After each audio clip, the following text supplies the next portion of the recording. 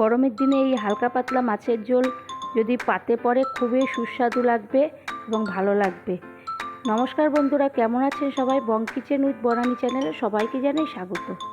আজ আমি একটি বাটা মাছের পাতলা ঝোল রেসিপি নিয়ে আসছি। যদি ভালো লাগে প্রথম থেকে শেষ পর্যন্ত দেখবেন। অনেকেই অনেক রকম করে করেন, কিন্তু আমি কিভাবে করলাম সেটা একবার দেখে নিন।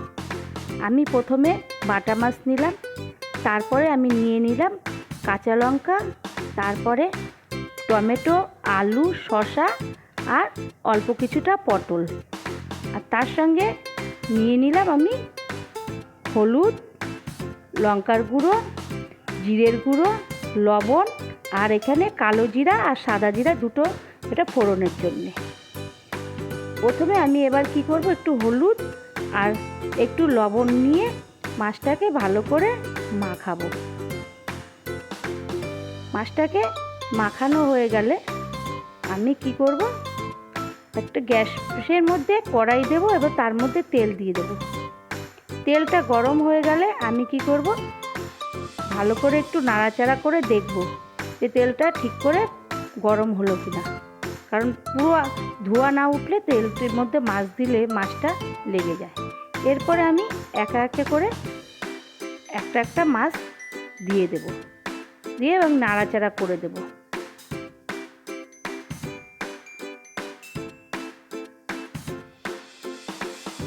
এই গরমের দিনে এরকম একটি পাতলা বাটা মাছের ঝোল খাওয়া খুবই উপকারী, কারণ এতটাই গরম, আর শসা দিয়ে করলে আরও মানুষের পেটটাও ঠান্ডা হয় আর খেতেও খুব ভালো লাগে।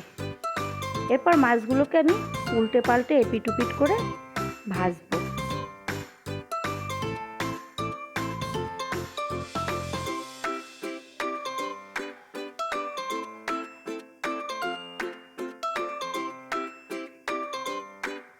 এরপরে এপিট উপিট করে ভাজার পরে আমি একটা একটা করে মাছকে আমি তুলে একটি পাত্রের মধ্যে রাখবো।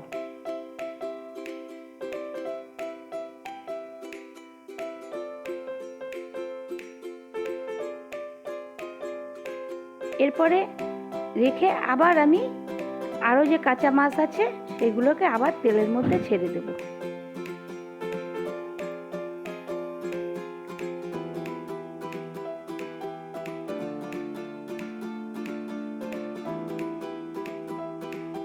আবার এখন মাছের মধ্যে আমি তেল দিয়ে দেব, মাছগুলোকে দিয়ে দেব, একে একে করে ছেড়ে দিয়ে দিচ্ছি তেলের মধ্যে।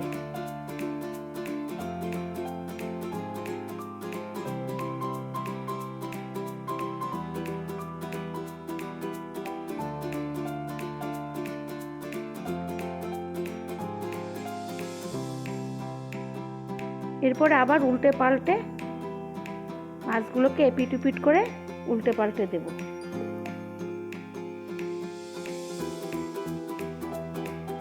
উল্টে পাল্টে আবারও এইগুলোকে আমি একে একে ওই পাত্রের মধ্যে, আগে যে মাছগুলো রাখা ছিল সেই পাত্রের মধ্যে রেখে দেব।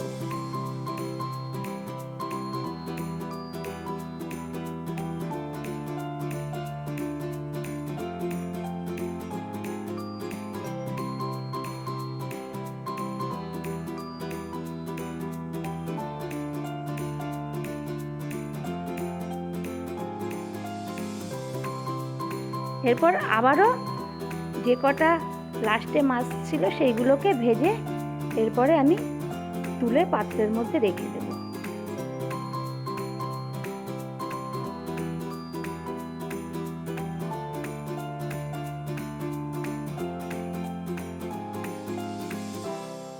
একে একে সব কটা মাছ আমি এইভাবে ভেজে তুলে রাখলাম।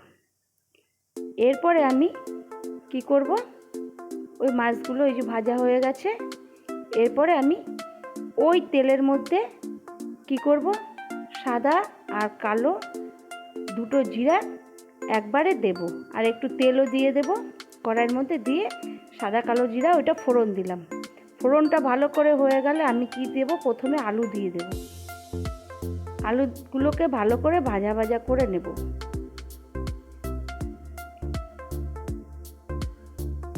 এবার খুন্তি দিয়ে আমি ভালো করে এবার নাড়াচাড়া করে নেব। আলুগুলো ভালো করে একটু হালকা লাল লাল করে আমি ভেজে নেব।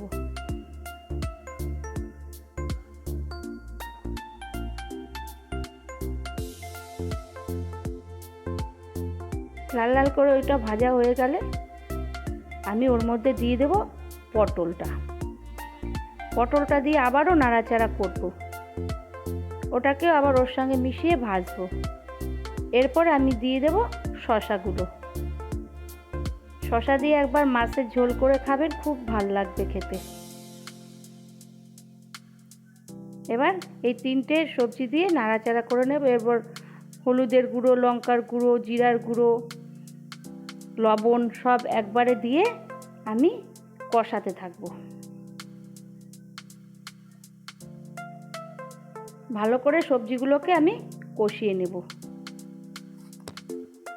ভালো করে কষানো হয়ে গেলে ওই সবজির মধ্যে আমি কি করব, ওই লঙ্কা যে ছিল চিড়ে রেখেছিলাম সেই লঙ্কাগুলোকে আমি দিয়ে দেব।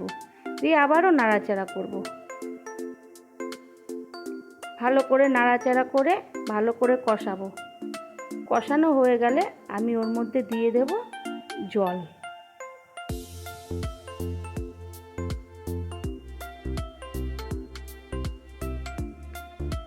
জল দেওয়া হয়ে গেলে এবার যখন একটু টকবক করে ফুটে উঠবে আমি একটা ঢাকনা দিয়ে ওটাকে ঢাকা দিয়ে দেব। 5 মিনিট পরে আমি ওই ঢাকনাটাকে তুলে এবার দেখব আলুগুলো সিদ্ধ হলো কিনা। কারণ শসা পটল অল্পতেই সিদ্ধ হয়ে যায়, কিন্তু আলুটা সিদ্ধ হতে একটু সময় লাগে। তা দেখলাম আলুগুলো সিদ্ধ হয়ে গেছে। আলুগুলো সিদ্ধ হয়ে গেছে, তখন আমি ওর মধ্যে দিয়ে দেব ওই যে টমেটোটা ছিল সেই টমেটোগুলো দিয়ে দেব। টমেটোটা দিয়ে দেব, দিয়ে এরপরে আমি দিয়ে দেব মাছ, যে ভাজা মাছগুলো ছিল ওগুলোকে আমি দিয়ে দেব। দিয়ে একটু এদিক ওদিক ঘুরিয়ে দেব। দিয়ে আমি আবারও ঢাকনা দিয়ে চাপা দিয়ে দেব।